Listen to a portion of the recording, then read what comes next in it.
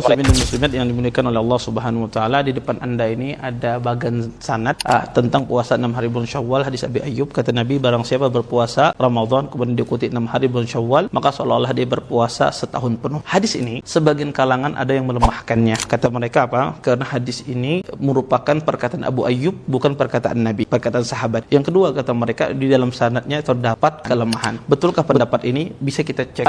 Hadis ini, hadis Abu Ayyub ini bisa Anda lihat di depan ini berporos pada seorang rawi bernama Sa'ad bin Sa'id bin Qais. Sa'ad bin Sa'id bin Qais ini memiliki banyak murid. Ada namanya Ibnu Mubarak, ada Ibnu Juraid, ada Abu Usama, ada Ibnu Numair, ada Abu Muawiyah, ada Ruh al-Qasim, ada Ibnu Uyainah dan murid-murid beliau yang lain. Di sini terdapat khilaf periwayatan dari muridnya Sa'ad ini. Ibnu Uyainah ketika meriwayatkan hadis ini dari Sa'ad, kemudian meriwayatkan kepada Umar bin Sabit, kemudian meriwayatkan kepada Abu Ayyub al-Ansari secara mauquf, tidak sampai kepada Rasulullah. Sedangkan murid-murid beliau yang lain, Abu Muawiyah, Ruh Ibnu Qasim, Ibnu Mubarak dan yang lainnya, ketika meriwayatkan hadis ini kepada Sa'ad, meriwayatkan kepada Umar bin Sabit, meriwayatkan kepada Abu Ayyub sampai kepada Rasulullah sallallahu alaihi wasallam. Di sini terdapat khilaf di kalangan murid-muridnya Sa'ad. Mana yang benar di antara dua khilaf ini? Yang benar adalah riwayat jamaah ini, riwayat yang banyak ini menjadikan hadis ini sampai kepada Nabi. Kenapa? Karena Ibnu Uyainah di sini sendirian. Walaupun beliau rawi yang terpercaya, tapi baru menyisi rawi-rawi yang sangat banyak yang bagus hafalannya. Bahkan Ibnu Uyainah sendiri mengakui kesalahan beliau dalam periwayatan ini. Di antaranya murid beliau Imam Al-Humaidi ketika menanya Ibnu Uyainah tentang hadis ini, kata beliau, "An-nas yarfa'unahu", orang-orang meriwayatkan hadis ini secara marfu sampai kepada Nabi. Kenapa engkau meriwayatkan hadis ini hanya sampai kepada Abu Ayyub? Kata Ibnu Uyainah, "Uskut, diam engkau." Maksud kata beliau, riwayatkan riwayatnya mereka, jangan riwayatkan riwayat saya. Di sini beliau menyadari kesalahan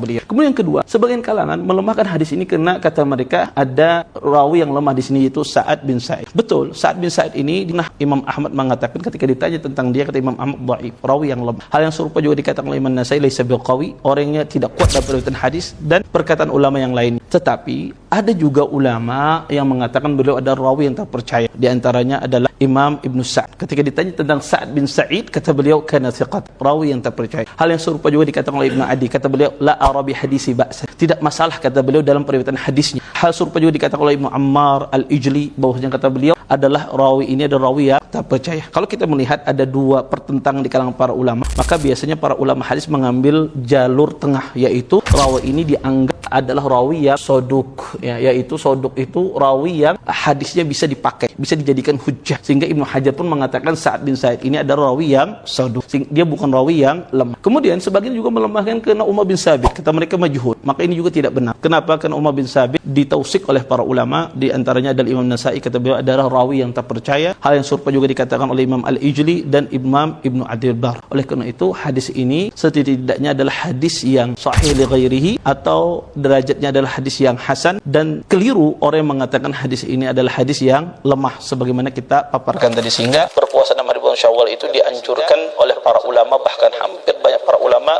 menganjurkan kita berpuasa 6 hari bulan Syawal.